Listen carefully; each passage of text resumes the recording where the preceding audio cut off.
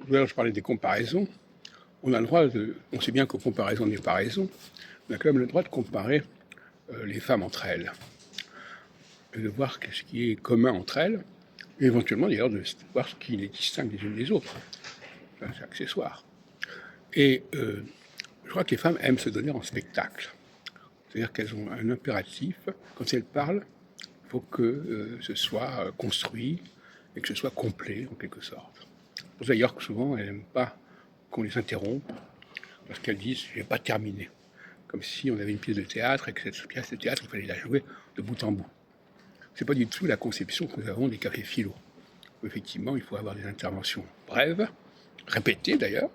Elles peuvent se produire à plusieurs moments de la soirée, mais pas un topo qui va durer des minutes et des minutes, qui va être censé être un objet en soi. Donc nous, on déconstruit les objets du discours. Il n'y a pas un discours qui est un objet en soi.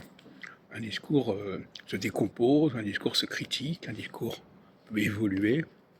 Et donc, par conséquent, force est de constater que les femmes ne participent pas à nos réunions parce que le registre, le style de nos réunions ne correspond pas à leur idée viscérale de la prise de parole.